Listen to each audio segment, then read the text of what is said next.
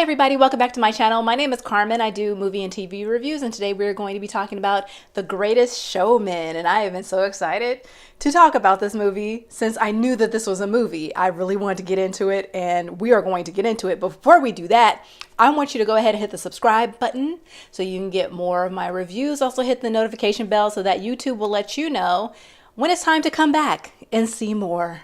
I thank you. So today we're going to be talking about The Greatest Showman. It is a movie starring Hugh Jackman, Michelle Williams, Zendaya, and Zac Efron. It is a movie about the, oh sorry, before we go there, I was about to say it's a movie about the life of P.T. Barnum, but I had to stop myself because it is not. It says inspired by the imagination of P.T. Barnum, not based on the life of P.T. Barnum. That is a very, very important distinction because this movie was not really about the life of P.T. Barnum. But okay. Before we get into that, I have to say, so I know a little bit about P.T. Barnum and his exploits and his museums and his circus that eventually came toward the end of his life. So when I saw this movie and I saw that Hugh Jackman is in it, he is like a great song and dance man, and that it was like this whole like I don't know, cleaned up version of what it was like back then. I thought that I was going to be upset with this movie because it was going to be whitewashing all of that stuff. And while that is still true after viewing the movie, there are still plenty more things to not like this movie for, and we're going to get into that. So P.T. Barnum wasn't really a person that was like, hey, let's celebrate differences, as this movie would like to think he was. You know, so he was more of a guy that was more into like exploiting people, coming up with these hoaxes, and then using the press to sort of come up with these manufactured debates that was really between him and him to get people stirred up to come and sell tickets to his museum. Like that was his business model. That's what he did. That part was not very much shown in the movie. If you don't believe me, just go ahead, look up the Fiji Mermaid, look up Zippy the Pinhead. There's also a woman that he kind of owned and then told everybody that she was like 160 years old and that she was like George Washington's nurse. It was very weird, very untrue. So yeah, look those things up if you don't believe me. But really, what I didn't quite like about this movie is that it's kind of like how shallow it was, and that it tried to touch upon so many like huge themes and topics like class issues and racism and marriage and infidelity and parenting and, you know, mocking people for being different. It tried to do all of these different things, and it did not do any of them very well. It didn't do any service to any of those things. Yeah, it was a very superficial attempt at tackling those topics. Yeah, and another thing that it didn't do well is that it tried to show P.T. Barnum as a flawed person, as a flawed individual. But yeah, I just don't think it took it far enough. Like, it didn't take it far at all. Like I said, it was very surface level, very superficial, and they didn't do enough with it. I think they were trying to do too much, and they ended up not doing any of it very well. So the music in this film was very nice. It was very technically well done, but to me, it didn't feel like there was any like soul to it. Again, it was very kind of superficial, very topical. It was done in a contemporary style, which I don't really quite know what genre to place that in. It got, I guess, pop or whatever. It didn't quite hit me as being like fantastic music. Like I said, it was very technically done well, very technically. The bearded lady, that girl can sing. She can sing. I would love to see more of her because she was incredible.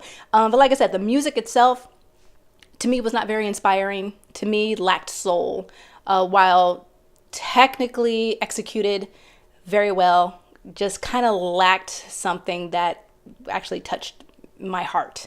And then there was the thing with the opera singer. So she went up to go sing, and then I thought that she was going to sing opera. I was ready for that. And then she sang some contemporary style music, and I was thrown off, and then I didn't like it very much at all. And then perhaps maybe they did that because if she had done opera, then it would have been a departure from the style that they had been going for the entire film.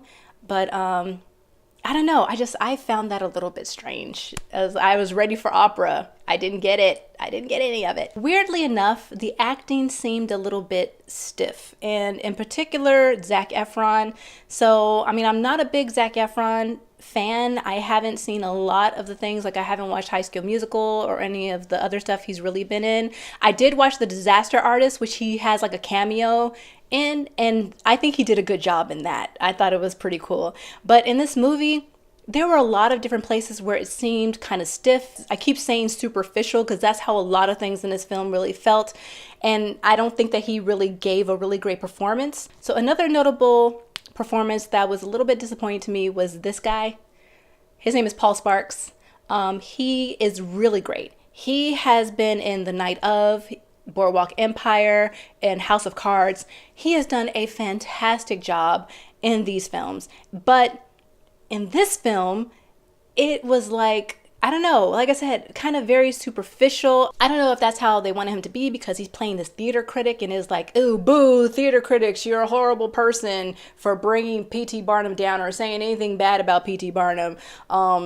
So I don't know if they were like, hey, you know, you got to be the unlikable guy, so just be unlikable. And then instead of being like unlikable in an interesting way, it was just kind of flat and wooden. But like I said, I really like his acting, and everything I've ever seen him in, I've liked it a lot. But this movie, I don't know what happened. I don't know what happened. So one of the things that I really did like about this movie was the performance with Zendaya and Zac Efron, where she's doing her trapeze thing with the metal ring.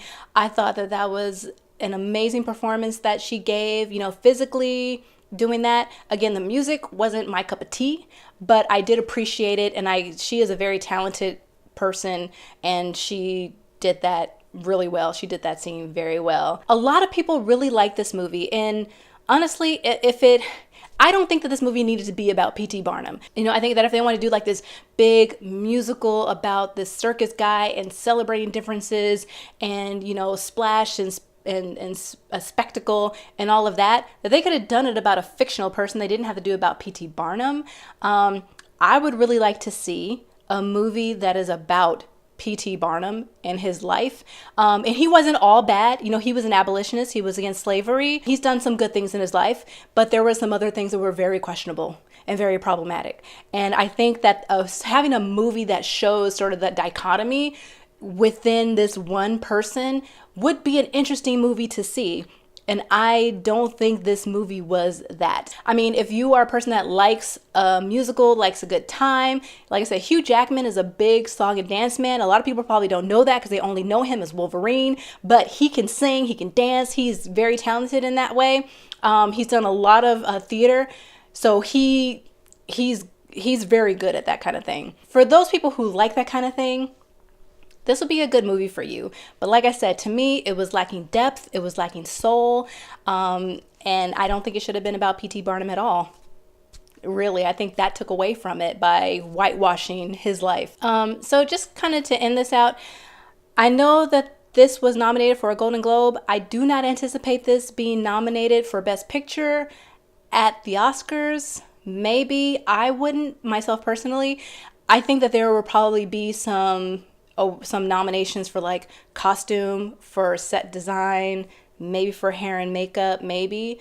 But I don't think there's going to be any Best Picture nominations, any Best Director, any acting nominations. I honestly don't think that is fair for this movie, but I could be proven wrong. But that is my prediction. So thank you. I hope I didn't upset anybody. Well, actually, I don't care. You know, you can actually tell me below if you liked The Greatest Showman. Tell me in the comments why you thought it was good. If you agreed with me on some points, or if there's some things about this movie that you didn't like that I didn't touch upon, I urge you to share also. And that is my review of The Greatest Showman. I hope that you liked it. The review, you don't necessarily have to like the movie.